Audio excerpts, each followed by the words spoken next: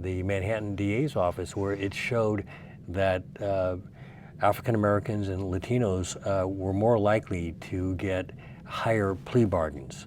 In other words, that prosecutors tended to give certain ethnicities worse offers than their white counterparts. Do you think this happens, and why do you think it happens? Do they have, one offer for an African American, another for a white person?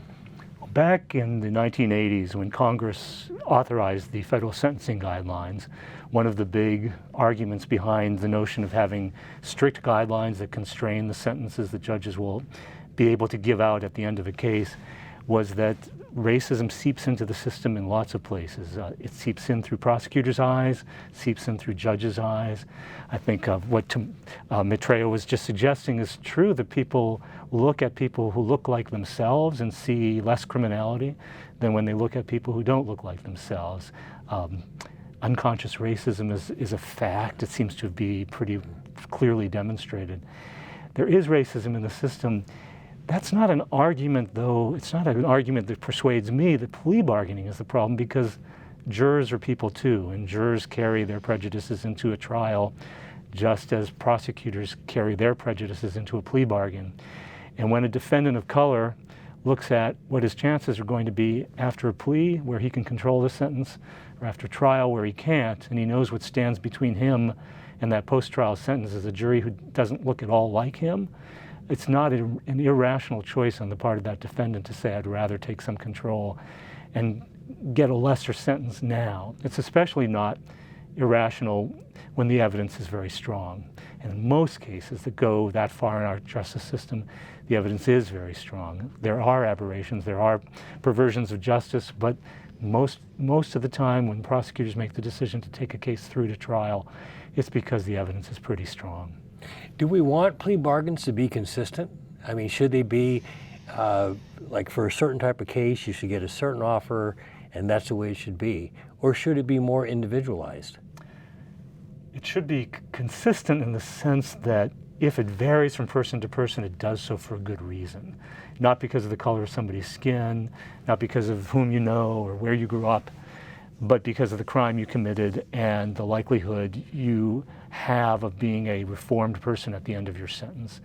A lot of factors can enter into that calculation, and those factors were all legitimate for prosecutors and judges to consider after a plea bargain. We don't want there to be variation because of race, and so when you have a system, say in the federal system today, where the proper sentence for a crime, as dictated at least by Congress and the Sentencing Commission, can be identified, then we can say that for the average plea in the average case, there should be a 30 or 40% discount from that proper sentence. That would be, I think, a system that at least starts out in a way that might lead to some justice. Where it's just the seat of the pants judgment of a prosecutor, then I think all sorts of prejudices can play in. Maitreya, do you have any ideas on how we can fix this problem? In the fact that we have people who are being treated differently because of their skin color or who they are, and if we are going to have plea bargaining, which it seems like it's here to stay, how can we make sure that it's not being abused?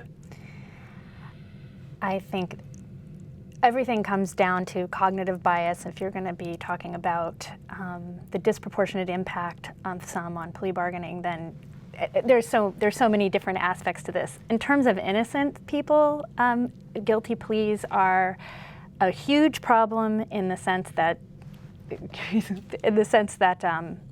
you almost have no opportunity ever to overturn such a case. It's almost impossible to go back and secure justice for someone who pled guilty.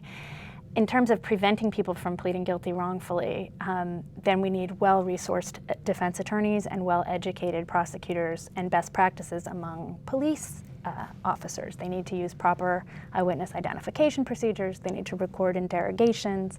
So the causes of wrongful conviction are the causes of wrongful conviction. The causes of wrongful plea bargains are related to those same social pressures, but it is not a simple fix. And I think that I am absolutely with George that I can't imagine a system where you just said everybody's going to stop pleading guilty. I think that would, for innocent people, that would be an absolute nightmare.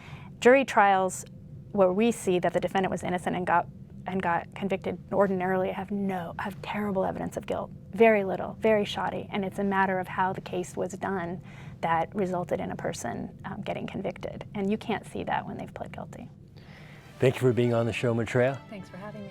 And thank you, George. It was a pleasure. It's time for a national conversation on plea bargaining.